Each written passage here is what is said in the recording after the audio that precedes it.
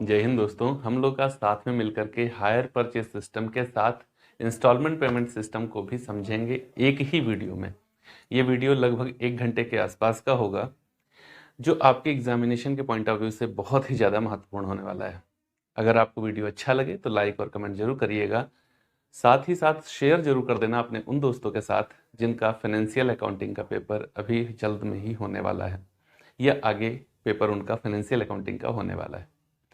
तो चलिए स्टार्ट करते हैं। जानेंगे हम लोग हायर परचेज सिस्टम और इंस्टॉलमेंट पेमेंट सिस्टम को साथ में। देखिए, बहुत ज़्यादा मेहनत करने से परिणाम अच्छा नहीं होने वाला। स्मार्ट तरीके से अगर स्टडी करी जाए तो परिणाम बेहतर होगा। तो हमें कितना पढ़ना है ये सबसे पहले जानना होगा। कितना पढ़ना है, इसके साथ साथ हमको ये भी पता होना चाहिए हमें क्या पढ़ना है, क्योंकि पढ़ने के लिए तो बहुत कुछ है। हमको अगर ये पता है कि हमें क्या पढ़ना है, जब हमारा सिलेबस निर्धारित हो जाता है तो पढ़ाई आसान हो जाती है। तो देखिए, जब हम लोग हायर परचेज सिस्टम या इंस्टॉलमेंट पेमेंट सिस्टम की बात करेंगे तो यहाँ पर क्वेश्चन 3 तरीके से पूछा जाता है।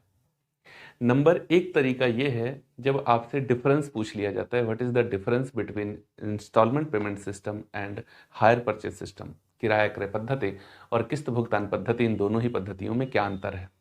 15 नंबर में आता है, लॉन्ग फॉर्मेट में ये क्वेश्चन पूछा जाता है। दूसरा, जब इन दोनों ही चैप्टर से मिला के क्वेश्चन पूछा जाता है तो कई बार एचपीएस में और कई बार आईपीएस। एचपीएस मतलब हायर परचेज सिस्टम और आईपीएस मतलब इंस्टॉलमेंट पेमेंट सिस्टम। तो कई बार एचपीएस में हायर वेंडर और हायर परचेजर के यहाँ की एंट्रीज पूछ लिया है केवल, और आईपीएस में भी यही किया, कई बार वेंडर और परचेजर के यहाँ की केवल और केवल एंट्रीज ही पूछ लिया। तो ये दूसरा फॉर्मेट हो गया एग्जाम में आपसे क्वेश्चन पुटअप करने का। और ये दोनों ही थियोरेटिकल क्वेश्चन है, लेकिन इसमें न्यूमेरिकल जैसे नंबर मिलते हैं, क्योंकि डिफरेंसेस आपको बिल्कुल टू द पॉइंट लिखने होते हैं और एंट्रीज जो हैं वही लिखनी होती है। तीसरी कंडीशन होती है जब आपसे एग्जाम में न्यूमेरिकल क्वेश्चन पूछा जाए और आपको उसे सॉल्व करना पड़े। तो मैं ये तीनों ही फॉर्मेट आज अपने इसी वीडियो में आपको समझा दूंगा। तो सबसे पहले बात करेंगे कि एचपीएस और आईपीएस में क्या अंतर है, what is the difference between hire purchase system and instalment payment system. तो अगर हम लोग बात करेंगे किसी वैधानिक नियम की, किसी लीगल रूल की अगर बात करें, तो एचपीएस के लिए किराया क्रय अधिनियम 1972 लागू है, जबकि आईपीएस के लिए कोई भी अधिनियम लागू नहीं होता। एचपीएस में जिस दिन लास्ट पेमेंट होता है, फाइनल इंस्टॉलमेंट जिस दिन पेमेंट करी जाती है हायर परचेजर के द्वारा हायर वेंडर को, उस दिन ओनरशिप ट्रांसफर होती है। मतलब एचपीएस में ओनरशिप कब ट्रांसफर होती है, लास्ट पेमेंट जिस दिन होता है उस दिन। जबकि आईपीएस मतलब इंस्टॉलमेंट पेमेंट सिस्टम में जिस दिन एग्रीमेंट हो जाता है परचेजर और वेंडर के बीच, उसी दिन असेट्स ट्रांसफर कर दी जाती है वेंडर से परचेजर को। अगर एचपीएस की बात करें तो वहां पर हायर वर्ड यूज किया जाता है, हायर वेंडर हायर परचेजर। लेकिन अगर आईपीएस की बात करेंगे तो वहां पर वेंडर और परचेजर वर्ड यूज किया जाता है, हायर वर्ड का प्रयोग नहीं किया जाता है। अगर एचपीएस की बात करें तो ये एक किराए का अनुबंध है। किसका? ये एक हायर एग्रीमेंट है। जबकि अगर आईपीएस की बात करें तो ये एक क्रय का अनुबंध होता है, जहां पर एक पक्ष कुछ खरीद रहा होता है और दूसरा कुछ बेच रहा होता है। अगर एचपीएस की बात करें तो यहां पर इंटरेस्ट सस्पेंस अकाउंट, ब्याज उच्चंत खाता नहीं खोला जाता। लेकिन अगर आईपीएस की बात करेंगे तो वहां पर interest suspense account total value of interest से ओपन कर दिया जाता है। अगर एचपीएस की बात करें, यहां पर जो परचेजर है वो किसी भी इंस्टॉलमेंट का पेमेंट करने में डिफॉल्ट करता है, दोषपूर्ण रहता है। वो कोई भी असेट्स, कोई भी इंस्टॉलमेंट पेमेंट नहीं कर पाता, दूसरी तीसरी चौथी पांचवी कोई भी। तो इस कंडीशन में जो हायर वेंडर है वो एसेट्स को वापस ले सकता है। लेकिन अगर आईपीएस की बात करें, यहां पर परचेजर पेमेंट न कर पाए किसी भी इंस्टॉलमेंट का, तो वेंडर एसेट्स को वापस नहीं ले सकता। एचपीएस की बात करें, यहां पर परचेजर किसी भी इंस्टॉलमेंट का पेमेंट नहीं कर पा रहा है, तो जो वेंडर है, हायर वेंडर है, वो जितना अमाउंट अभी तक मिल चुका है वो जब्त कर लेगा और असेट्स भी वापस ले लेगा। जितना अमाउंट अभी तक पेमेंट हो चुका है उसको भी जब्त करेगा और असेट्स भी वापस ले लेगा। जबकि आईपीएस में बकाया धनराशि के लिए केवल क्लेम किया जा सकता है, मुकदमा लड़ना है लड़ो जाके, मतलब बकाया धनराशि के लिए केवल क्लेम किया जा सकता है, वाद प्रस्तुत किया जा सकता है, असेट्स को वापस नहीं लिया जा सकता। तो ये कोई 7-8 अंतर मैंने आपको बताए जो एचपीएस और आईपीएस में होते हैं। लॉन्ग फॉर्मेट में ये क्वेश्चन पूछा जाता है। अब हम लोग चलेंगे दूसरी कंडीशन में जहां जर्नल एंट्री पूछी जाती है। तो जब जर्नल की बात करेंगे, एक और डिफरेंस ध्यान लीजिए, जब एचपीएस की बात करते हैं तो यहां पर कैलकुलेशन के 2 मेथड हैं। एक मेथड है हमारा टोटल कैश प्राइस मेथड, दूसरा है असेट्स एक्रूवल मेथड। तो एचपीएस में ये 2 मेथड हैं जिनसे हम लोग कैलकुलेशन करते हैं, लेकिन आईपीएस में केवल और केवल एक मेथड है जिसका नाम है टोटल कैश प्राइस मेथड। तो ये एक और डिफरेंस हो गया। अब अगर हम लोग जर्नल एंट्री की तरफ चलेंगे तो एचपीएस में देखो 2 मेथड है। कौन कौन? एक है हमारा टोटल कैश प्राइस मेथड और एक है असेट्स एक्रूवल मेथड। तो देखो एग्जाम में कभी भी ये लिख के नहीं आता, एग्जाम्स में कभी भी ये लिख के नहीं आता कि आप क्वेश्चन को किस मेथड से सॉल्व करें। आपसे सिर्फ पूछा जाता है कि इस क्वेश्चन को सॉल्व करें, बस इतना। तो आपको सॉल्व करने का तरीका पता होना चाहिए। अगर हम लोग टोटल कैश प्राइस मेथड और असेट्स एक्रूवल मेथड में जाएं तो वहां शुरुआत की जो 2 एंट्री होती हैं उनमें चेंज होता है, बाकी सेम होती हैं। एग्जामिनेशन के पॉइंट ऑफ व्यू से स्टूडेंट्स को चाहिए कि वो हमेशा टोटल कैश प्राइस मेथड को ही अडॉप्ट करें, क्योंकि वो थोड़ा इजी पड़ता है हमारा असेट्स एक्रूवल मेथड की अपेक्षा। तो मैं आपको जर्नल एंट्रीज बता रहा हूं, कहां? हायर परचेजर के यहां बता रहा हूं, साथ ही साथ उसी के साथ मैं वेंडर के यहां भी बता रहा हूं। देखो एचपीएस की बात कर रहा हूं। एचपीएस में क्या होता है? सबसे पहले एग्रीमेंट के टाइम परचेजर असेट्स को परचेज करता है और वेंडर असेट्स को सोल्ड करता है। अब इस कंडीशन में परचेजर के पास असेट्स आ रही है तो वो एंट्री क्या लिखेगा? आप एंट्रीज का नियम लगाइए। अगर असेट्स आ रही है तो क्या लिखेगा? Assets account debit. किससे आ रही है? उधार में आ रही है। उधार बेचने वाले का नाम क्या है? Hire vendor. तो वो लिखेगा assets account debit to hire vendor. जबकि सेम प्रोसेस में अगर हम जाएंगे हायर वेंडर के पास तो वो बेच रहा है असेट्स को। अब बेचते समय वो क्या लिखेगा? तो देखो ये असेट्स परचेजर के लिए है। अगर हम बात करेंगे वेंडर के लिए तो उसके लिए यही एसेट्स उसकी गुड्स है। और कोई भी व्यापारी जब माल बेचता है तो trading account, hire sales account को, सेल्स को क्रेडिट करता है। तो वो क्या लिखेगा अपने यहां? Hire purchaser debit to hire sales. वो अपने यहां ये असेट्स बेचने पर ये एंट्री लिखेगा। दूसरी एंट्री हो सकता है एग्रीमेंट के टाइम वेंडर कुछ पेमेंट मांगे परचेजर से और पेमेंट कुछ परचेजर कर रहा हो वेंडर को, जिसको कहा जाता है डाउन पेमेंट। तो अगर डाउन पेमेंट की कंडीशन है क्वेश्चन के अंदर, किसके यहां? परचेजर के यहां। परचेजर क्या कर रहा है? डाउन पेमेंट कर रहा है किसको? वेंडर को। तो परचेजर क्या एंट्री लिखेगा अपने यहां? Hire vendor debit to bank account. अब वेंडर इसी बात की एंट्री क्या लिखेगा? Bank account debit to hire purchaser, क्योंकि इसके यहां से कैश जा रहा था, उसके यहां कैश मिल रहा है। तीसरी एंट्री क्या होती है? इंटरेस्ट ड्यू होता है परचेजर के यहां और इंटरेस्ट अर्न होता है वेंडर के यहां। इंटरेस्ट ड्यू होगा तो क्या लिखेगा परचेजर अपने यहां? इंटरेस्ट उसके लिए खर्चा है, वो लिखेगा interest account debit to hire vendor, क्योंकि अभी दिया नहीं है, ड्यू हुआ है। क्या लिखेगा? Interest account debit to hire vendor. इसी बात को वेंडर अपने यहां क्या लिखेगा? Hire purchaser debit to interest account, credit कर देगा। इसके यहां की just opposite entry, hire purchaser debit to interest account, interest हो गया। चौथी कंडीशन, परचेजर के यहां इंस्टॉलमेंट पेमेंट करेगा, वेंडर इंस्टॉलमेंट रिसीव करेगा।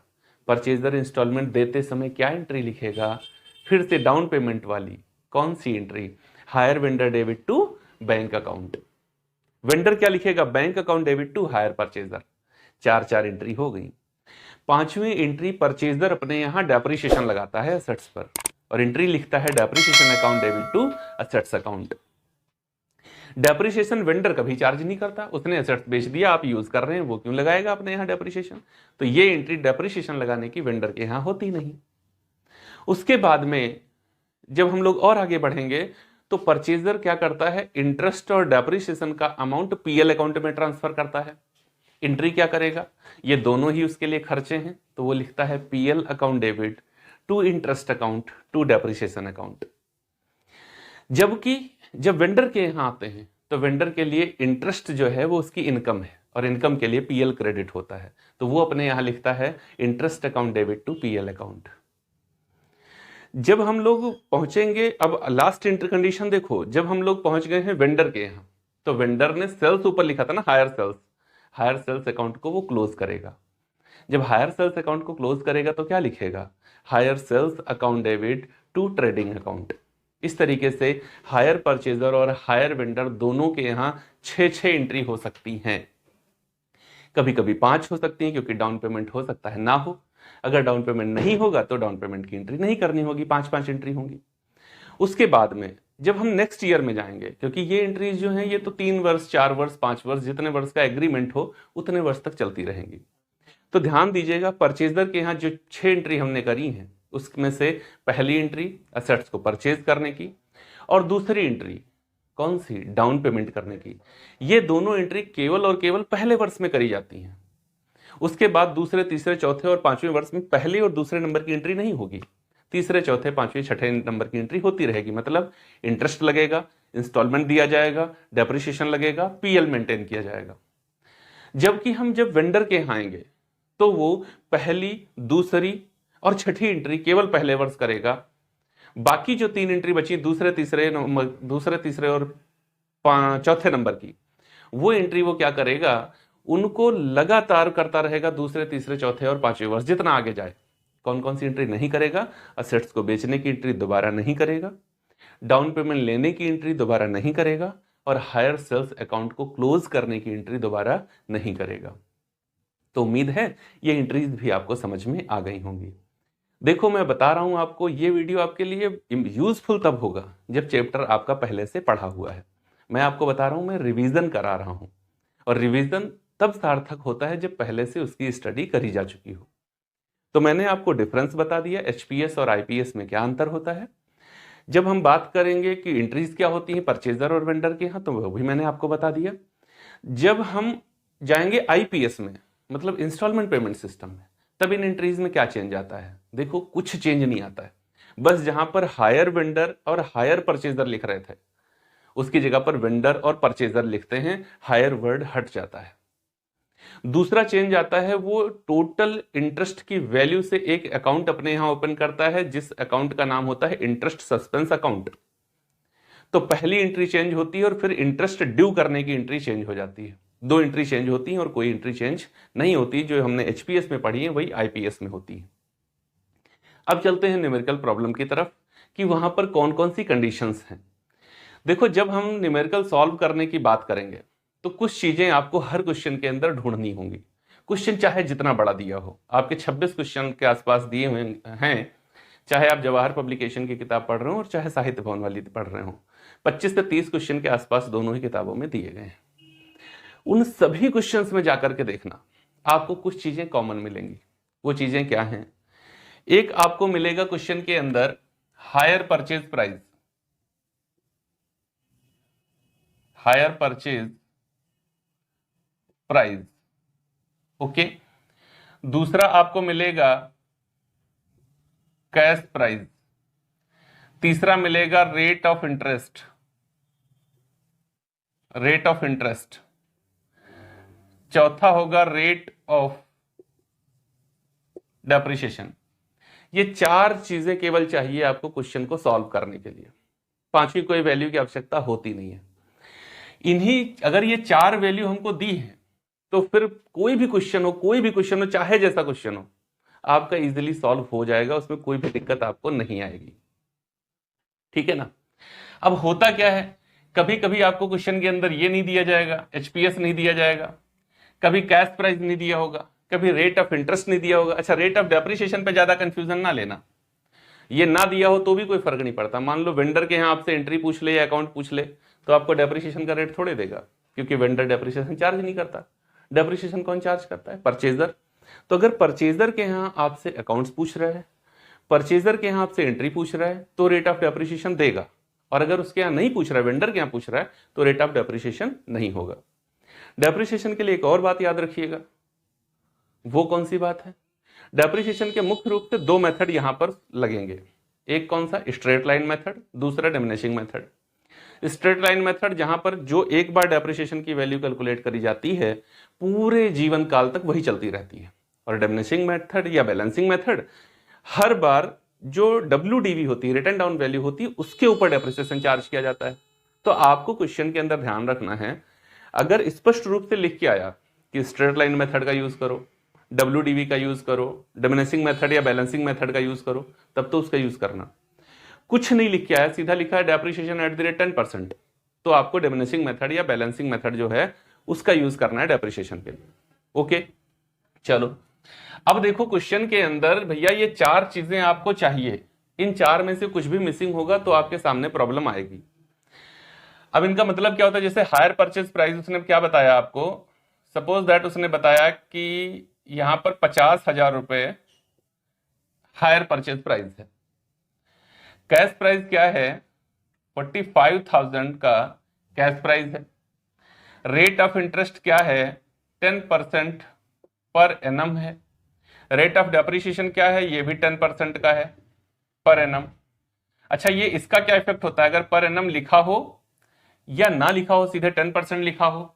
और कई बार आपने पढ़ा होगा लिखा होता है हरास 10% वार्षिक, और कई बार कुछ नहीं लिखा होता, सीधा लिखा 10% डेप्रिसिएशन 10%। इसमें कुछ अंतर होता है या सेम ऐसे ही लिखना भूल जाता है? इसमें अंतर होता है। जब ये पर एनम लगा होता है तो हम लोग टाइम को कंसीडर करते हैं। जैसे मान लो 2 महीना यूज किया तो 2 ही महीने का डेप्रिसिएशन लगाएंगे, 4 महीना यूज किया तो 4 ही महीने का डेप्रिसिएशन लगाएंगे, 2 दिन यूज किया तो 2 दिन का डेप्रिसिएशन लगाएंगे। लेकिन अगर पर एनम या वार्षिक शब्द आगे ना लगा हो, इस कंडीशन में चाहे 1 दिन यूज करो चाहे 1 वर्ष यूज करो, पूरा डेप्रिसिएशन इतना ही चार्ज कर लिया जाता है। इस बात का ध्यान रखना। वैसे एचपीएस में ये हुआ नहीं है, डेप्रिसिएशन चैप्टर जब स्पेशली आप पढ़ रहे होंगे तो वहां पर कई क्वेश्चन इस टाइप के दिए हुए हैं। अब देखो ये क्वेश्चन हमारा कैसा बना। यहां पर भैया क्या कह रहा है कि अगर नगद में खरीदने जाओ तो कितने का मिल जाएगा? 45,000 का मिल जाएगा। लेकिन हम क्या कर रहे हैं? एचपीएस पढ़ रहे हैं ना, किराया क्रय पद्धति, जहां पूरा भुगतान हम एक साथ नहीं करते। परचेजर एसेट्स को एक्वायर कर लेता है वेंडर से, यूज करने लगता है, यूज करने का राइट उसको मिल जाता है, वहीं से धीरे धीरे कमाता रहता है और धीरे धीरे किस्तें वेंडर को देता रहता है। इस पूरे प्रोसेस में वेंडर का क्या फायदा? आपने एक इंस्टॉलमेंट दिया है ना, एक और वैल्यू आपको चाहिए होती है amount of instalment, amount of instalment, किस्त की राशि क्या है। जैसे इस क्वेश्चन में मैंने कहा कि किस्त का अमाउंट है 10,000। ओके, नंबर ऑफ इंस्टॉलमेंट भी आपको चाहिए होगा, नंबर ऑफ इंस्टॉलमेंट, कितनी किस्तें दी जा रही हैं। तो ये इतनी वैल्यू के साथ में अगर आप चलें तो फिर कोई क्वेश्चन में इससे ज्यादा वैल्यू होती नहीं है। जैसे मैंने इस क्वेश्चन के अंदर कहा कि नंबर ऑफ इंस्टॉलमेंट कितना है? 5 है। अब देखो क्या हुआ, जो परचेजर है उसने 10,000 रुपए तुरंत दिया डाउन पेमेंट के तौर पर, दे दिया, एसेट्स को यूज करने का राइट उसको मिल गया, वो यूज करने लगा, फिर हर एक वर्ष में 10,000 रुपए उठा के वेंडर को दे आता है। ऐसा करता रहा अगले 4 वर्ष तक, क्योंकि पहली किस्त तो उसने डाउन पेमेंट में दे दी थी। अगले 4 वर्ष तक जब यही करता रहा तो पूरा पेमेंट 50,000 रुपए का पहुंच गया किसके पास? वेंडर के पास। अब जब 50,000 पूरा उसके पास पहुंच गया तो असेट्स जो है वो ट्रांसफर कर दी जाएगी हायर परचेजर को। बीच में वेंडर का फायदा क्या होगा? देखो 50 और 45 के बीच का डिफरेंस कितना है? 5,000। ये 5,000 रुपए इंटरेस्ट अर्न कर लेगा कौन? Higher vendor. किससे? हायर परचेजर से। तो इस वजह से हायर वेंडर उधार में संपत्ति को बेचने के लिए तैयार हो जाता है। दूसरी बात है कि इसमें हायर वर्ड जो लगा हुआ है, ये हायर का क्या मतलब है? अगर अंतिम किस्त का भुगतान करने से पहले किसी भी किस्त का भुगतान परचेजर के द्वारा नहीं किया गया तो इस कंडीशन में परचेजर के द्वारा किया गया सब का सब भुगतान वेंडर उस एसेट्स का किराया मानकर, हायर मानकर जब्त कर लेगा और एसेट्स को भी वापस ले लेगा। तो फाइनल इंस्टॉलमेंट से पहले किया गया कंप्लीट पेमेंट उस एसेट्स का हायर, किराया माना जाता है। फाइनल इंस्टॉलमेंट होने पर वो परचेजिंग कंसिडरेशन माना जाता है और असेट्स परचेजर को ट्रांसफर कर दी जाती है। बात क्लियर हो गई? चलो, तो अब देखो इन्हीं वैल्यूज के आधार पर हम लोग हर एक क्वेश्चन की ओर बढ़ेंगे। 7 मेथड हैं आपके एचपीएस में, वो 7 अगर आपको समझ में आ गए तो फिर कोई भी क्वेश्चन आए गलत होता नहीं है। देखो, पहली कंडीशन क्या होती है? फर्स्ट कंडीशन होती है amount of instalment include into instalment. Amount of interest includes into instalment. जो ब्याज की राशि है वो कहां शामिल है? किस्तों में शामिल है। जैसे ये वाला क्वेश्चन, इसकी पहचान कैसे होती है? यहां पर जो HPP मतलब हायर परचेज प्राइस, ये क्या होता है? ज्यादा होता है, और कैश प्राइस CP जो होता है वो कम होता है। अगर HPP मतलब हायर परचेज प्राइस ज्यादा है और कैश प्राइस दोनों क्वेश्चन के अंदर दिए हुए भी हैं, ये कम है, इसका मतलब है कि इंटरेस्ट कहां है? इंस्टॉलमेंट में इंक्लूड है। जैसे इस क्वेश्चन में देख लो, हम किस्त कितने की दे रहे हैं? 10,000 रुपए की किस्त दे रहे हैं। कितनी किस्तें दे रहे हैं? 5 किस्तें दे रहे हैं। तो 10,000 गुणे 5 कितना हो जाएगा? 50,000। जबकि एसेट्स को अगर नगद खरीदने में जाए तो कितने में मिल जाती है हमको? 45,000 में मिल जाती है। तो इसका मतलब है इस 50,000 और 45,000 के बीच का जो गैप है 5,000, वो क्या है? इंटरेस्ट है। और वो कहां इंक्लूड है? इसी 10,000 में इंक्लूड है। बात समझ में आ रही है आपको? क्लियर है चीजें? बस ये चीज आपको समझनी है। तो ये हमारा फर्स्ट मेथड बन जाता है, if amount of interest includes into instalment. ऐसी कंडीशन में क्वेश्चन सॉल्व करते समय हमें क्या सावधानी रखनी चाहिए? सावधानी की जब बात करेंगे तो देखो, सिर्फ एक बात आपको ध्यान रखनी है कि लास्ट ईयर में इंटरेस्ट का कैलकुलेशन परसेंटेज के आधार पर नहीं करते। लास्ट ईयर में इंटरेस्ट का कैलकुलेशन परसेंटेज के आधार पर नहीं करते। लास्ट ईयर का इंटरेस्ट कैसे निकलता है? लास्ट ईयर इंटरेस्ट बराबर इंस्टॉलमेंट माइनस कैश प्राइस। किस्त जो आप दे रहे हो उसमें से कैश प्राइस को माइनस करो, अपने आप बीच की वैल्यू इंटरेस्ट निकल करके आ जाएगी। बात समझ में आ गई आपको? मैं केवल आपको मेथड बता रहा हूं, यहां पर आपको प्रैक्टिकल प्रॉब्लम मैं सॉल्व नहीं करवाऊंगा। मैं आपको बता रहा हूं, अगर जवाहर पब्लिकेशन की किताब आप उठा लो तो क्वेश्चन नंबर 1, 2 और 3 इसी मेथड के आधार पर हैं। और मेरे यहाँ फाइनेंशियल अकाउंटिंग की प्लेलिस्ट में चले जाओ, जो हमने पहला प्रॉब्लम सोल्यूशन दिया है वो इसी के आधार पर दिया गया है। बात समझ में आ गई आपको? क्लियर है चीजें? क्या करना है, जब हम लोग देख लेंगे कि क्वेश्चन के अंदर HPP मतलब हायर परचेज प्राइस और कैश प्राइस दोनों दिए गए हैं और मेरा HPP CP से ज्यादा है, इसका मतलब है कि अमाउंट ऑफ इंटरेस्ट इंक्लूड है कहां पर? इंस्टॉलमेंट में। ऐसी सिचुएशन में मुझे नोट आउट क्या रखना है अपने दिमाग में कि लास्ट ईयर इंटरेस्ट का कैलकुलेशन नहीं किया जाएगा। लास्ट ईयर इंटरेस्ट का मतलब होगा इंस्टॉलमेंट माइनस कैश प्राइस। क्योंकि जब इस सिचुएशन में कैलकुलेशन करते हुए आप आगे बढ़ोगे तो आपका कैश प्राइस 10,000 रुपए से कम होगा, चाहे 1 रुपया कम हो।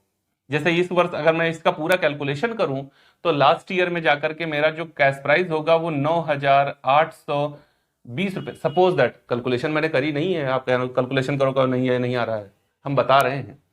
तो मान लो मेरा कैश प्राइस कितना है? 9,820 रुपए। ओके, और मैं दे कितना रहा हूं?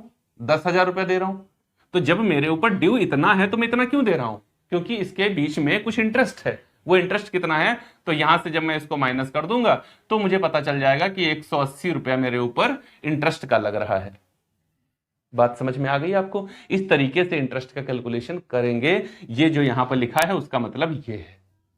क्लियर है एकदम? हाँ जी सर, क्लियर हो गया है। दूसरी कंडीशन, अमाउंट ऑफ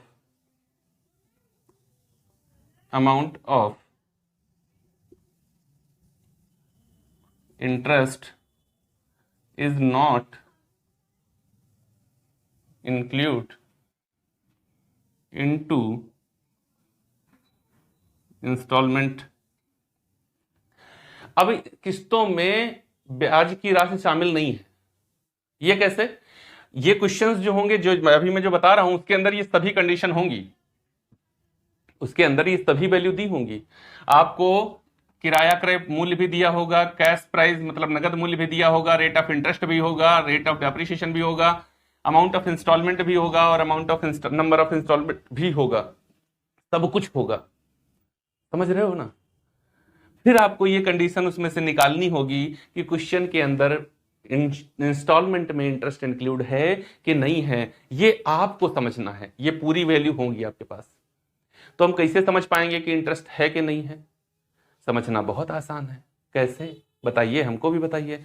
अरे कुछ नहीं है यार, जब तुम्हारा सीपी बराबर हो एचपीपी के, इसका मतलब है कि यहां पर इंटरेस्ट इंक्लूड नहीं है इंस्टॉलमेंट में। जैसे यही वाला क्वेश्चन है, इसके अंदर बोलता कि 5,000 रुपए का डाउन पेमेंट हुआ, डीपी कितना? 5,000 रुपए, और अमाउंट ऑफ इंस्टॉलमेंट 10,000 है, 10,000 रुपए की बाकी। और दूसरी बात क्या कहता कि जो बैलेंस है वो 4 इंस्टॉलमेंट में दिया गया, जो बैलेंस है वो 4 इंस्टॉलमेंट में दिया गया। तो देखो 45,000 में से 5,000 मैंने तुरंत दे दिए, बैलेंस कितना बचा? 40,000। 40,000 को 4 से डिवाइड कर दिया, कितना आ गया? 10,000। ये कह रहा है बाकी जो बैलेंस बचा कैश प्राइस में, जो कैश प्राइस में बैलेंस बचा, ओके, ज्यादातर जब ऐसी कंडीशन आएगी तो उसके अंदर ये वाली जो एचपीपी है वो हो सकता ना ही दे आपको, सीधा कैश प्राइस ही दे। लेकिन अगर देगा भी तो बता देगा कि 45,000 रुपए कैश प्राइस है, 5,000 तुरंत दिया, बैलेंस को 4 बराबर इंस्टॉलमेंट में दे दिया। तो अगर बच्चा मैं 10,000 रुपए की 4 किस्तें दूं तो कितना होगा? 40,000। और मैंने डाउन पेमेंट कितना किया? 5,000। टोटल कितना हुआ? 45,000। देखो यहां पर कैश प्राइस कितना? 45, और मेरा पेमेंट कितना? 45। तो ब्याज कहां है? तो आपको तुरंत समझ जाना चाहिए। जब कैश प्राइस के बराबर का पेमेंट हो, ठीक है ना, कैश प्राइस बराबर एचपीपी हायर परचेज प्राइस, और कैश प्राइस दोनों बराबर हो जाएं, जब कैश प्राइस और एचपीपी हायर परचेज प्राइस दोनों बराबर क्वेश्चन के अंदर मिल जाएं, तो समझ लेना कि इंटरेस्ट जो है वो इंस्टॉलमेंट में इंक्लूड नहीं है, वो अलग है। अलग है तो कैलकुलेशन कैसे करें? तब सिंपल सी बात है, लास्ट ईयर में भी आप परसेंटेज के आधार पर ही इंटरेस्ट का निर्धारण करेंगे। ओके, लास्ट ईयर का इंटरेस्ट कैसे निकलेगा? लास्ट ईयर या यहां पर ऐसे कर लो, interest in each instalment is equal to amount due into rate upon 100। हमेशा पहली किस्त का भी ऐसे ही और आखिरी किस्त का भी ऐसे ही। पहली किस्त का लगाऊं तो 40,000 गुणे 10/100, 4,000। दूसरी किस्त का लगाऊंगा तो 30,000 गुणे 10/100। चौथी किस्त का लगाऊंगा तो 20,000 गुणे 10/100, और 10 आखिरी का लगाऊंगा तो 10,000 का, तो 10,000 गुणे 10/100। ऐसे ही करके लगा लूंगा। बात समझ में आ गई आपको? तो इस तरीके से कैलकुलेशन कर लिया जाएगा। चीजें क्लियर हो रही हैं आपको? हाँ जी सर, क्लियर हो रही हैं। तो 2 कंडीशन हो गई। अगर आप जवाहर पब्लिकेशन किताब की बात करेंगे तो क्वेश्चन नंबर 4 और 5 इसके आधार पर दिया गया है। ये जो दूसरी कंडीशन मैं बता रहा हूं, क्वेश्चन नंबर 4 और 5 इसके आधार पर दिया गया है। अच्छा, अब क्या हो जाए भाई? अब ऐसा हो जाए कि आपको रेट ऑफ इंटरेस्ट हटा दिया जाए, क्वेश्चन के अंदर रेट ऑफ इंटरेस्ट ना दिया जाए, रेट ऑफ इंटरेस्ट ना दिया जाए। समझ रहे हो ना? बिना रेट ऑफ इंटरेस्ट के रेट कैसे, इंटरेस्ट कैसे निर्धारित कर लेंगे? तो यहां पर 2 कंडीशन आएंगी। जब रेट ऑफ इंटरेस्ट क्वेश्चन में नहीं होगा तो 2 कंडीशन अप्लाई होंगी। कौन कौन सी 2 condition? If time period among the instalments and amount of each instalment are equal. सभी किस्तों के बीच का समय, सभी किस्तों के बीच का समय और सभी किस्तों की राशि बराबर है, तो लगाएंगे रेशियो मेथड। इंटरेस्ट नहीं है क्वेश्चन के अंदर, लेकिन सभी किस्तों के बीच का समय, जैसे हर एक किस्त 1 साल बाद देनी है, हर एक किस्त 6 महीने बाद देनी है, हर एक किस्त 3 महीने बाद देनी है, और हर एक किस्त 20,000 की है, ऐसी सिचुएशन में कैसे कैलकुलेशन करेंगे? जैसे यही वाला क्वेश्चन है, रेट ऑफ इंटरेस्ट नहीं है, रेट ऑफ इंटरेस्ट नहीं है, उसने 50,000 को बताया है कि 5 किस्तों में देंगे। क्या कहा? 50,000 रुपए का एचपीपी है, 50,000 का एचपीपी है, 45,000 का क्या है, 45,000 का सीपी है, और नंबर ऑफ इंस्टॉलमेंट 5 हैं। तो प्रत्येक इंस्टॉलमेंट कितने की बनेगी? 10,000 की बनेगी। सभी कब दे जा रही हैं? 1 वर्ष बाद दी जा रही हैं। ऐसी कंडीशन में नंबर 3 पर हम लोग मेथड कौन सा लगाएंगे? उसको कहेंगे रेशियो मेथड। ओके, लेकिन इसका यूज कब किया जाएगा? इसका यूज कब किया जाएगा? If time period of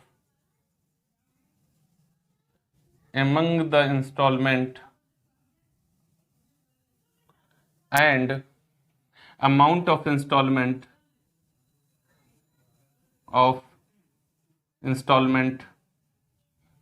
are equal। Okay, इसका यूज कब करेंगे? जब time period among the instalment, सभी किस्तों के बीच का समय और सभी किस्तों के बीच का time period and amount of instalment are equal. तो कौन सा? Ratio method. रेशियो मेथड कैसे लगाया जाता है? रेशियो मेथड में सबसे पहले क्या कर लेते हैं? 1 2 3 4 5। जैसे इस क्वेश्चन को लगाऊं तो मैं क्या करूंगा? 1 2 3 4 5 मतलब नंबर ऑफ इंस्टॉलमेंट। फिर आउटस्टैंडिंग इंस्टॉलमेंट 5 4 3 2 1, इसका टोटल कर लिया। 5 4 9 3 12 और 2 14 और 1 15। ठीक है ना, इसका टोटल कर लिया 15। अब रेशियो बना देंगे 5/15, 4/15, 3/15, 2/15 और 1/15। फिर हम इंटरेस्ट कैसे निकाल लेंगे? इंटरेस्ट बराबर HPP minus CP, HPP minus CP, ऐसे करके इंटरेस्ट आ जाएगा। ओके, मैं बता देता हूं आपको। जैसे मैं यहां लगाऊं तो 1 2 3 4 5, ये हमारी नंबर ऑफ इंस्टॉलमेंट हो जाएंगी। आउटस्टैंडिंग इंस्टॉलमेंट 5 4 3 2 1, ये हो जाएगा। उसके बाद में क्या करेंगे? हम रेशियो बना देंगे तो 5/15, 4/15, 3/15, 2/15 और 1/15, ये हमारा रेशियो बन जाएगा। अब इंटरेस्ट कैसे आएगा? एचपीपी माइनस इंटरेस्ट बराबर एचपीपी माइनस सीपी। तो 50,000 माइनस 45,000, इसका मतलब है बीच का गैप है 5,000, ये क्या है? इंटरेस्ट है। इस इंटरेस्ट को कैसे डिवाइड कर दो? इस रेशियो में डिवाइड कर दो। 5,000 गुणे 5/15, ठीक है ना, 5,000 गुणे 4/15, 5,000 गुणे 3/15, 5,000 गुणे 2/15, 5,000 गुणे 1/15, ऐसे आप कर दीजिए तो टोटल प्रत्येक इंस्टॉलमेंट का इंटरेस्ट आपको पता चल जाएगा। बात क्लियर हो गई है? ऐसे हम लोग लगाएंगे। अब ये कैलकुलेशन आप कर लेना अपने हिसाब से आगे। तो ऐसे हम लोग करेंगे रेशियो मेथड का यूज। रेशियो मेथड कब यूज किया जाता है? जब rate of interest is not given in question. If rate of interest is not given in question, okay, and time period of among the installment and amount of each installment are equal, then use ratio method for the calculation of interest in each installment। okay, clear है? next condition क्या होगी? next condition एक और, यही same, rate of interest नहीं है, rate of interest नहीं है, लेकिन ना तो या तो टाइम पीरियड या फिर अमाउंट ऑफ इंस्टॉलमेंट अनइक्वल है, बराबर नहीं है। मतलब या तो जैसे पहली किस्त दी चौथे महीने के अंत में, दूसरी किस्त दी छठे महीने के अंत में, तीसरी किस्त दी 9 महीने के अंत में, और आखिरी किस्त दी 12 महीने के अंत में। और प्रत्येक किस्त भी बराबर नहीं है, किस्तें भी अलग अलग हैं। पहली किस्त है 15,000 रुपए की, अगली किस्त है 10,000 की, अगली किस्त है 10,000 की, अगली किस्त है 5,000 की, ऐसे करके। ओके, तो चाहे टाइम पीरियड ना इक्वल हो, चाहे amount of interest, amount of instalment equal ना हो, दोनों में से कोई या दोनों, दोनों में से कोई या दोनों अगर इक्वल नहीं है तो कौन सा मेथड लगाएंगे? तो लगाएंगे प्रोडक्ट मेथड। उसको कैसे सही लगाएंगे? उसको कैसे बनाते हैं हम लोग? तो देखो, इंटरेस्ट उसको कैलकुलेशन करने के लिए क्या करेंगे हम लोग? यहां देखो, उस मेथड का कैलकुलेशन, चौथा नंबर कौन सा मेथड है हमारा? प्रोडक्ट मेथड, जिसका नाम है गुणनफल विधि। ये कब यूज किया जाता है? ये यूज किया जाता है if time period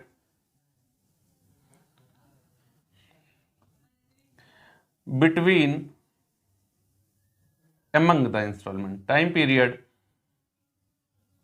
among the installment or amount of each installment is not equal. Okay जब हमारा time period among the instalment, किस्तों के बीच का समय, या फिर अमाउंट ऑफ इंस्टॉलमेंट, किस्तों की राशि बराबर नहीं होगी, तो कौन सा मेथड लगा लेंगे? तो हम लोग प्रोडक्ट मेथड लगा लेंगे, गुणनफल विधि लगा लेंगे। इसमें क्या करते हैं, इसको सॉल्व करने के लिए हम लोग क्या करेंगे, अमाउंट और जो टाइम होता है उसका रेशियो बना लेते हैं। क्या करते हैं, जो अमाउंट और टाइम होता है उसका रेशियो बना लेते हैं। बात क्लियर हो रही है आपको? हाँ जी सर, हो तो रही है। जैसे क्या करेंगे, इधर नंबर ऑफ इंस्टॉलमेंट जैसे मैं मान लेता हूं 1 2 3 4। ओके, फिर क्या कहा कि पहली किस्त उसने दी है, अमाउंट कितना था, 40,000 का मान लेता हूं, 40,000 की किस्त, 40,000 रुपए उसका पेमेंट करना था, किया गया है, ठीक है ना। तो 40,000 रुपए टोटल ड्यू था, उसमें से पहली किस्त थी 15,000, 15 माइनस करें कितना बचता है हमारा, 40 में से 15 माइनस करें तो बचता है 25। दूसरी किस्त थी 10,000, फिर बचता है 15। तीसरी किस्त थी 10,000, फिर बचता है 5, और चौथी किस्त थी 5,000। तो बात हो जाती है खत्म। इस तरीके से जो पहली किस्त दी गई है, जो पहली किस्त दी गई है वो चौथे महीने के अंत में दी गई है, जो दूसरी किस्त दी गई है वो छठे महीने के अंत में दी गई है। तो देखो, पहले महीने 1 तारीख से लेकर के चौथे महीने के अंत तक कितना समय हो गया, 4 महीने का। उसके बाद में ये छठे महीने में दी गई, तो 4 से इसका गैप कितना हो गया, 2 महीने का, 6 महीने हो गए। फिर जो अंतिम किस्त है वो 9 महीने के अंत में दी गई, तो यहां पर 3 महीने हो गए, 6 3 9, और फिर आखिरी वाली किस्त जो है वो 12 महीने के अंत पे दी गई, तो ये 3। अब क्या करेंगे, जो इनका हम लोग मल्टीप्लाई दे देंगे, प्रोडक्ट कर देंगे। प्रोडक्ट का मतलब क्या है, इसका मल्टीप्लाई दे दो, 15 चक्कू 60, 10 दूना 20, 10 तियां 30, और 5 तियां 15, ऐसे। ओके, अब इनका रेशियो बना देंगे, तो देखो यहां से हम लोग 3 3 जीरो क्रॉस कर देंगे। ठीक, क्या बन गया, 60 20 30 बन गया, 60 20 15 बन गया। इसको अगर हम डिवाइड करना चाहें तो इजी कर सकते हैं, 5 से 12 4 है नहीं, 12 पंचे 60 होता है ना, ये तो हमारा बचेगा 60, ये 60 था ना, तो 12, ये 20 तो 4 हो गया, ठीक है। और उसके बाद में ये 6 हो गया, और ये 3 हो गया। अब रेशियो क्या बनेगा, 12 4 16 और 6 22 3 25, इसका टोटल क्या बनेगा 25। रेशियो क्या बनेगा, 12/25, 4/25, 6/25 और 3/25। अब अमाउंट ऑफ इंटरेस्ट आपको पता होना चाहिए। अमाउंट जैसे मान लो इसी क्वेश्चन की बात कर लूं, मान लो यही सेम दिया हो, तो 50 में से 45 माइनस करो, 5,000 का इंटरेस्ट है, इस रेशियो में उसको निकाल करके बराबर कर दो, हो गई बात। समझ में आई? तो देखो, रेशियो मेथड और प्रोडक्ट मेथड, दो मेथड तब यूज किए जाते हैं जब रेट ऑफ इंटरेस्ट क्वेश्चन के अंदर नहीं दी होती। क्वेश्चन के अंदर क्या नहीं है, रेट ऑफ इंटरेस्ट क्वेश्चन के अंदर नहीं है, तो मेथड कौन सा यूज करेंगे, तो मेथड हम रेशियो मेथड या फिर प्रोडक्ट मेथड यूज कर लेंगे। और इंटरेस्ट कैसे निकालेंगे, एचपीपी माइनस सीपी करके इंटरेस्ट निकालेंगे। फिर या तो हम ये प्रोडक्ट मेथड से रेशियो बनाएंगे, या तो रेशियो से रेशियो बनाएंगे। दोनों का यूज कब करेंगे मैंने आपको बता दिया, लिखा भी है आपके सामने। अगर हमारा टाइम पीरियड जो इंस्टॉलमेंट के बीच है वो और अमाउंट ऑफ इंस्टॉलमेंट इक्वल है, तो यूज कर लेंगे रेशियो मेथड। दोनों ही अनइक्वल हैं या दोनों में से कोई अनइक्वल है तो यूज करेंगे प्रोडक्ट मेथड। तो उम्मीद है आपको प्रोडक्ट मेथड भी समझ में आ गया होगा। जवाहर पब्लिकेशन की किताब में ये क्वेश्चन, जो ये वाली कंडीशन जो है, ये क्वेश्चन नंबर 1 2 3 में मिलेगी। जो 2 नंबर वाली बात बताई है ये क्वेश्चन नंबर 4 क्वेश्चन नंबर 5 में बनेगी। जो 3 नंबर वाली बात बताई है ये क्वेश्चन नंबर 6 में मिलेगी। 4 नंबर वाली बात क्वेश्चन नंबर 7 में मिलेगी। ठीक, यहां तक हम आगे आ गए हैं। अब और आगे बढ़ते हैं थोड़ा। अगली कंडीशन होती है हमारी आउटस्टैंडिंग मेथड। 5 नंबर पे हम लोग पढ़ेंगे आउटस्टैंडिंग मेथड। आउटस्टैंडिंग मेथड का यूज कब किया जाता है, if cash price is not given in the question. कब यूज करेंगे outstanding method? Cash price question के अंदर ना दी हो, बिना कैश प्राइस के क्वेश्चन लग नहीं सकता। क्यों? कैलकुलेशन करने के लिए जो अमाउंट ड्यू का कॉलम बनाते हो कैलकुलेशन ऑफ इंटरेस्ट के लिए, उसमें आप कैश प्राइस ही तो लिखते हो। पूरे कैलकुलेशन का आधार कैश प्राइस ही तो होता है। जो पहली एंट्री आप करते हो पर as a purchaser assets account debit to hire vendor, उसमें आप कैश प्राइस ही तो लिखते हो। कहां से करोगे अगर आपको कैश प्राइस नहीं पता है? तो कैश प्राइस मुझे करनी है, मुझे पता होनी चाहिए कैश प्राइस। नहीं पता है तो क्या करें? तो आउटस्टैंडिंग मेथड लगा लो। आउटस्टैंडिंग मेथड क्या होता है? आउटस्टैंडिंग मेथड का मतलब है कैलकुलेशन लास्ट ईयर से करना स्टार्ट करो। क्या करो?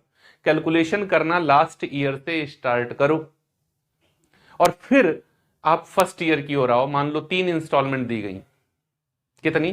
3 इंस्टॉलमेंट दी गई, ठीक है ना? तो मैं थर्ड ईयर की कैलकुलेशन पहले करूंगा, फिर वहां का कैश प्राइस निकाल के लाऊंगा, दूसरी इंस्टॉलमेंट के साथ जोड़ दूंगा, फिर उस पर इंटरेस्ट लगाऊंगा, फिर मैं उसका सबका टोटल कैश प्राइस लाकर पहली इंस्टॉलमेंट के साथ जोड़ दूंगा, फिर उस पर इंटरेस्ट लगाऊंगा, ऐसे करके फिर टोटल कैश प्राइस को जोड़ दूंगा। वो बन जाएगा हमारा क्या? वो बन जाएगा हमारा कैश प्राइस। ओके, कैसे सर कैलकुलेशन करके बताइए? देखो, ये जो आउटस्टैंडिंग मेथड बता रहा हूं जवाहर पब्लिकेशन की किताब में question number 8, question number 9, question number 10 इसी मेथड पर आधारित है। ओके, अब आपको बता रहा हूं मैं कैलकुलेशन कैसे करी जाएगी इसकी। तो देखो, आउटस्टैंडिंग मेथड जब हम लोग लगाएंगे तो कैलकुलेशन कैसे करेंगे। कैलकुलेशन करने के लिए देखो हमें क्या चाहिए? सबसे पहले चाहिए होता है अमाउंट ड्यू, ठीक है ना? तो अमाउंट ड्यू हो गया, ठीक। उसके बाद में या हम कर लेते हैं इसको cash price. Cash price, okay.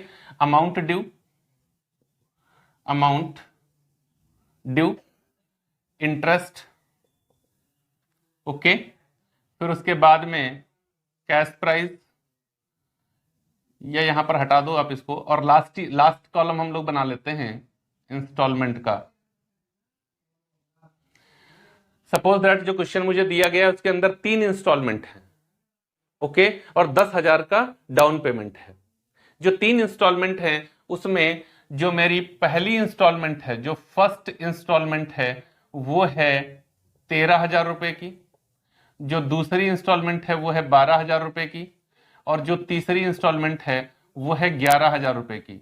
Rate of interest जो है मेरा वो है 10% का। अब देखो कैसे कैलकुलेशन करेंगे। तो कैश प्राइस पहली बार तो मुझे पता ही नहीं है, मैं कैलकुलेशन थर्ड ईयर से शुरू करूंगा। ओके, डेट के कॉलम में क्या लिखेंगे? थर्ड ईयर लिखेंगे। मैं थोड़ा रफली आपको बता रहा हूं क्योंकि चीजें आपको पहले से पता है, एक आइडिया में मोटा मोटा आपको दे रहा हूं कैसे क्वेश्चन सॉल्व किया जाएगा। तो मैं कैलकुलेशन कहां से शुरू करूंगा? लास्ट ईयर से। अमाउंट मेरे ऊपर क्या ड्यू है मुझे पता ही नहीं है अभी, क्या मेरे ऊपर ड्यू है। ओके, ये थर्ड, भाई पता है थर्ड ईयर में हूं तो मेरे ऊपर क्या ड्यू है? 13,000 रुपए की, सॉरी थर्ड से शुरू करूंगा ना, तो मेरे ऊपर कितना अमाउंट ड्यू है? 11,000 रुपए का अमाउंट ड्यू है। इसी 11,000 पर मैं क्या करूंगा? इंटरेस्ट लगाऊंगा, कितना? 10% का, और नीचे रेट ऐड हो जाती है, ठीक। क्यों ऐड हो जाती है ये बहुत डिटेल में उधर बताया था। तो इंटरेस्ट कितना आएगा मेरे ऊपर? 1,000 आएगा। इंस्टॉलमेंट कितनी है? 11,000 की इंस्टॉलमेंट है, जिसके अंदर 1,000 का मेरा इंटरेस्ट है। तो फिर कैश प्राइस कितना है? 10,000 का कैश प्राइस है। ओके, अब कैश प्राइस वाले कॉलम में कितना कैश प्राइस आ गया? 10,000 का कैश प्राइस आ गया।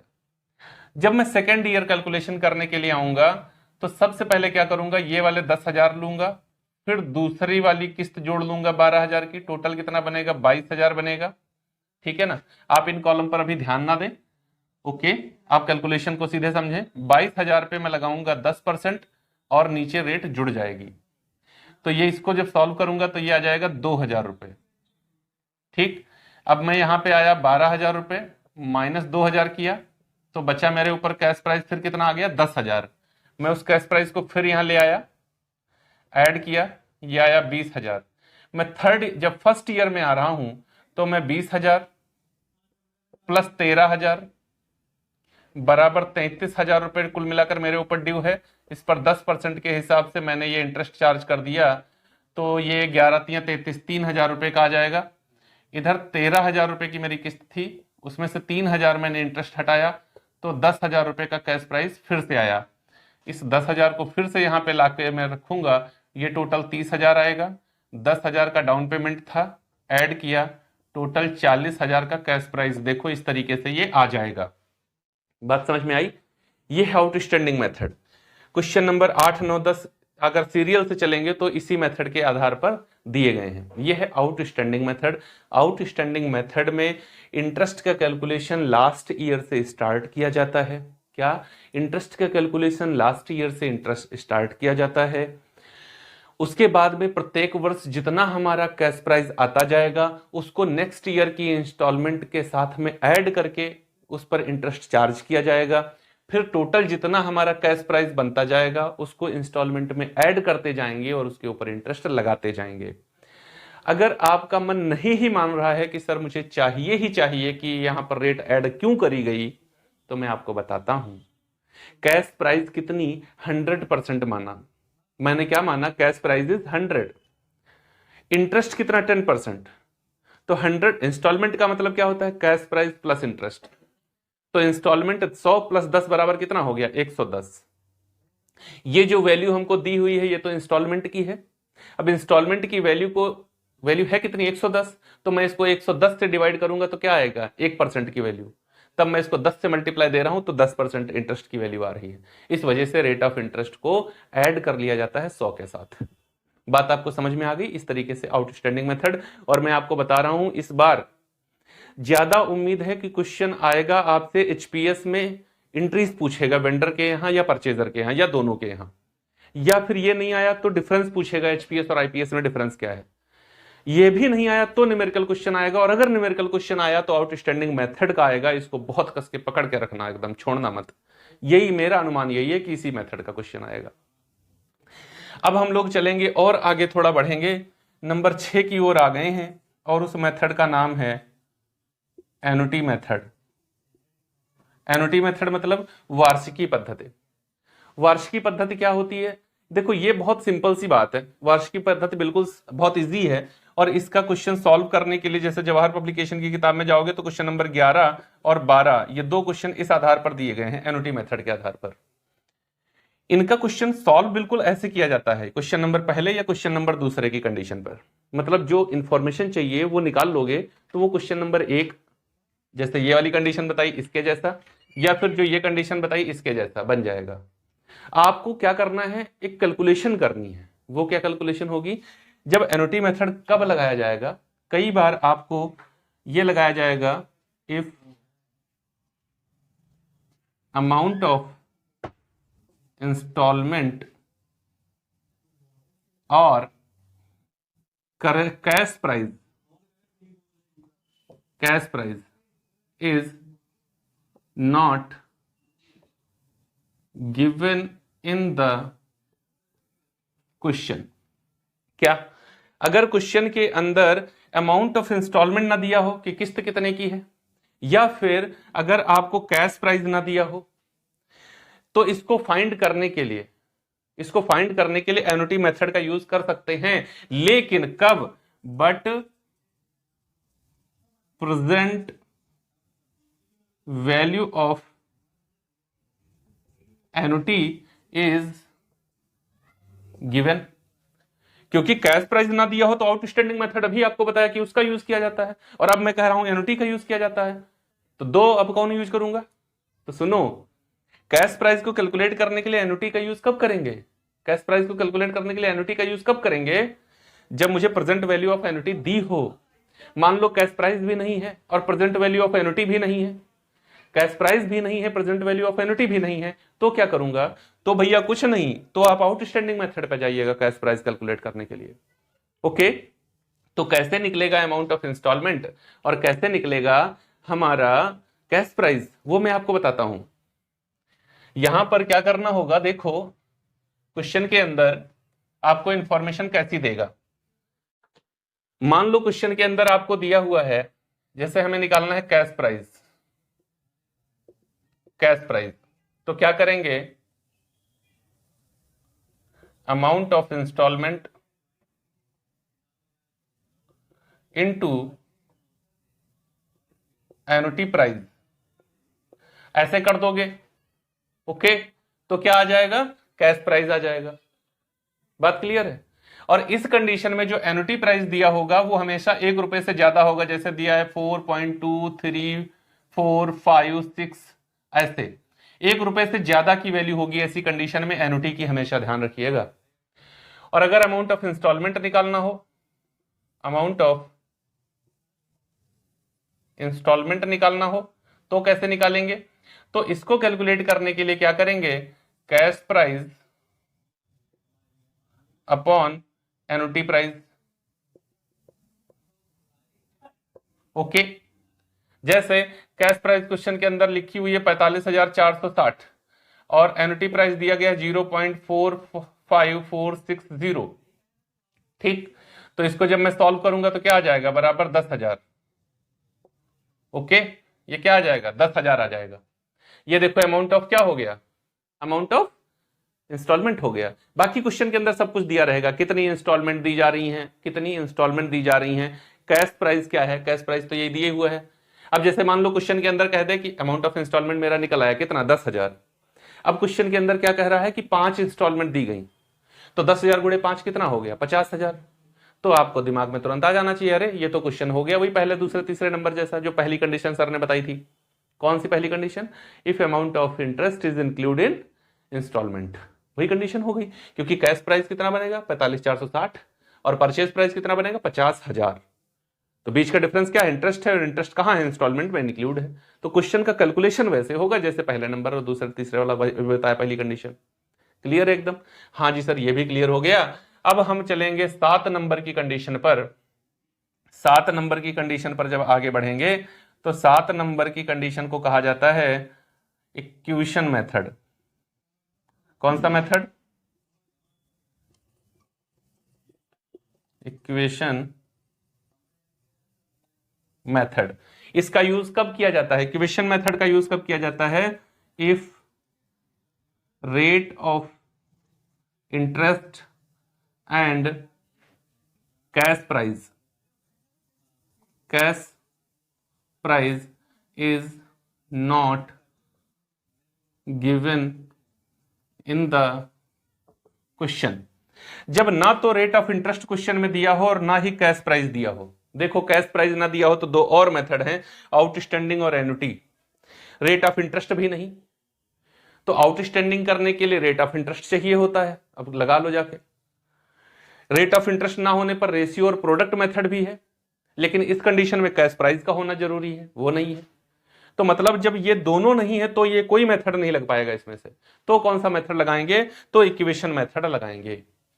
तो क्या करेंगे, इक्वेशन मेथड लगाएंगे। जवाहर पब्लिकेशन की किताब में क्वेश्चन नंबर 13 इसी मेथड पर आधारित है, ठीक। और ये सारे वीडियोस भी हैं हमारे यहाँ फाइनेंशियल अकाउंटिंग की प्लेलिस्ट में, ये सारे वीडियो हैं।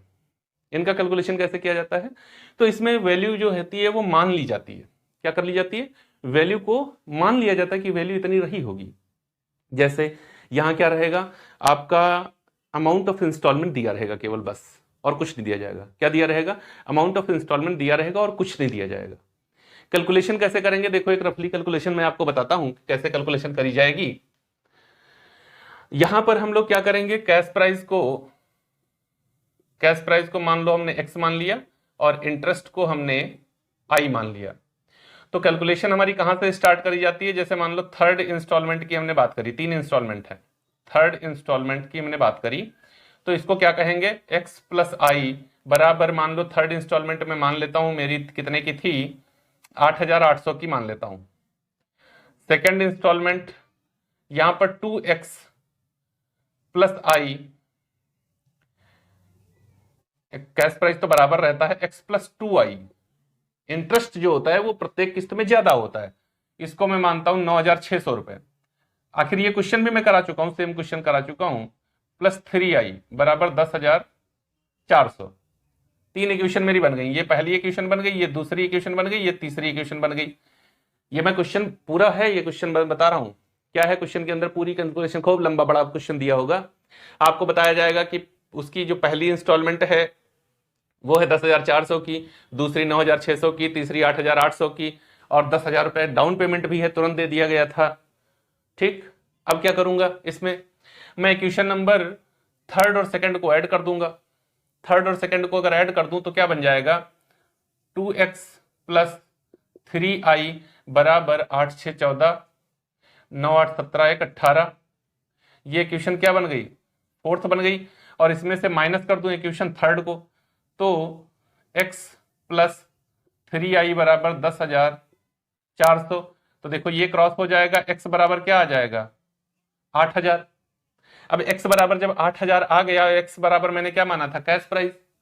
तो आप क्या करो, 8,000 गुणे 3 कर दो, क्या आ जाएगा 24,000 प्लस 10,000 का डाउन पेमेंट इसके साथ उठा के जोड़ दो, 34,000 रुपए का कैश प्राइस देखो आ गया, ये हो गया कैश प्राइस। ऐसे कैश प्राइस निकल आएगा।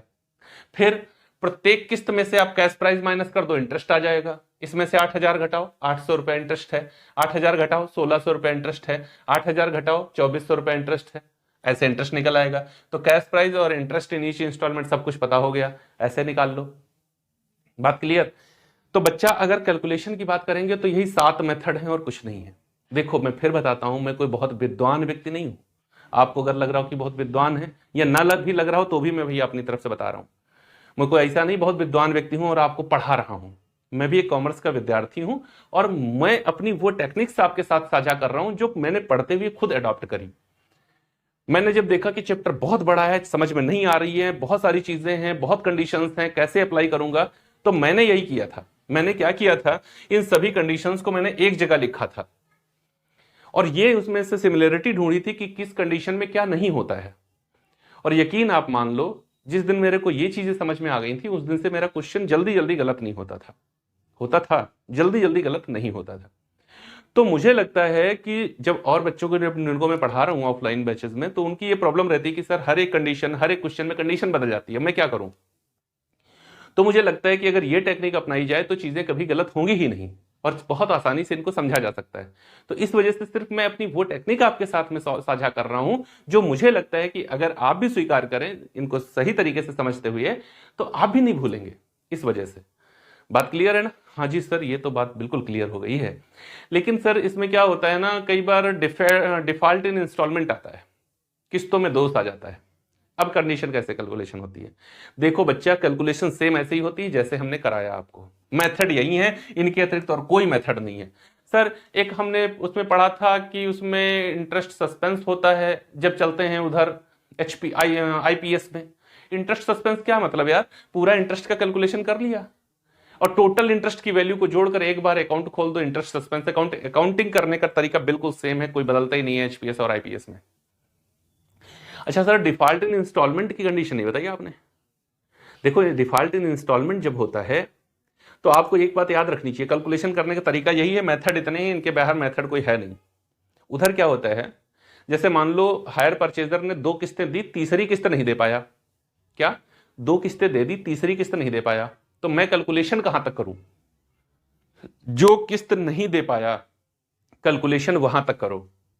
क्योंकि अमाउंट ऑफ इंस्टॉलमेंट पेबल कब होता है, last day of the year. अब मान लो 31 दिसंबर आ गई, तब पता चला परचेजर ने पेमेंट नहीं किया, तब तक 1 वर्ष तो हो गया। तो अमाउंट ऑफ इंटरेस्ट और अमाउंट ऑफ डेप्रिसिएशन आप वहां तक कैलकुलेट करोगे जिस वर्ष का payment hire purchaser hire vendor को नहीं कर पाएगा, वहां तक। बात क्लियर हो गई। तीसरी किस्त नहीं दे पाया, 3 वर्ष तक कैलकुलेशन करूंगा। दूसरी नहीं दे पाया, 2 वर्ष तक कैलकुलेशन करूंगा। चौथी नहीं दे पाया, 4 वर्ष तक कैलकुलेशन करूंगा। फिर क्या होगा, जब असेट्स आती है तो परचेजर अपने यहां लिखता है assets account debit to hire vendor. Hire vendor assets वापस लेके चला गया तो एंट्री उल्टा कर देगा। क्या एंट्री कर देगा, hire vendor debit to assets account, assets चली गई। रिटर्निंग प्राइस कैलकुलेट करना पड़ता है। रिटर्निंग प्राइस क्या है, ये क्वेश्चन के अंदर हिंट जरूर दिया होता है, जैसे कहे वैसे कैलकुलेशन कर लेना। रिटर्निंग प्राइस का हिंट 100% क्वेश्चन के अंदर होता है।